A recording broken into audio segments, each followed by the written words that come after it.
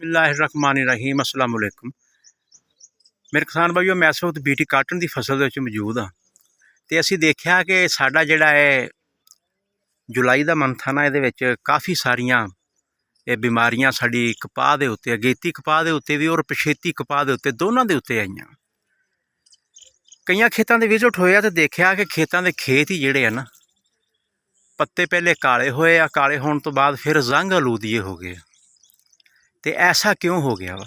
पहले तो मैं गल करांगा कि जिन्होंने बंदे ने कमज़ोर फर्टिलाइज़र प्लान इस्तेमाल किया ना, या मतलब बंदे कहते हैं कि असी फास्फोरस की कमी DAP के जरिए पूरी की हुई है। DAP पाई है, लेकिन DAP तुहानूं पता कि अबाला नहीं आया, DAP ने वो काम नहीं विखाया।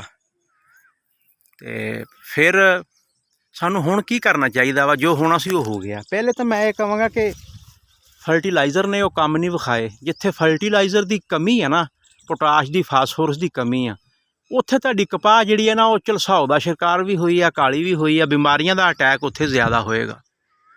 अगर तुसीं चाहते हैं कि फसल बिल्कुल सर सबज शदाब रहे तो फिर तुसीं ना फर्टिलाइज़र प्लान, एक तो ये गल होगी। दूसरा, हुण अगर बीमारी आ चुकी है तो फिर असीं हुण जिहड़ा पानी देना ना, उहदे विच एक तो असीं सल्फर जिहड़ा ना 2 किलो, एक बारी, 2 बारी, 3 वारियां तक असी सल्फर प्लस पोटाशियम नाइट्रेट, तो दूसरा फ्लडिंग के जरिए असी यूरिया फास्फेट जिहड़ा ना, ये असी 10 किलो फी किला इंपोर्टड कंपनी का लैके इनू इस्तेमाल करो।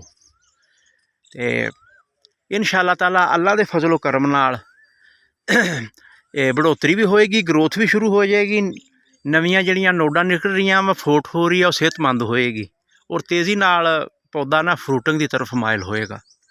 अगे रह गई आ स्प्रे की गल कि हुण बीमारी आ चुकी आ, जंग आलूद पत्ते हो रहे आ, काले हो रहे आ, हुण की कीता जाए? फिर तो मैं कहांगा कि इत्थे तुसीं कापर ऑक्सीक्लोराइड प्लस कसोगामाइसिन, ये अच्छी कंपनी का इंपोर्टड लैके ना तुसीं इसका स्प्रे करो।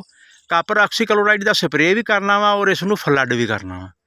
इंशाअल्लाह ताला अल्लाह के फजलो करम नाल तुहाडी फसल जिस तरह पहले ग्रोथ हो रही सी, इस तरह ही ग्रोथ होएगी और वो बेहतर हो जाएगी।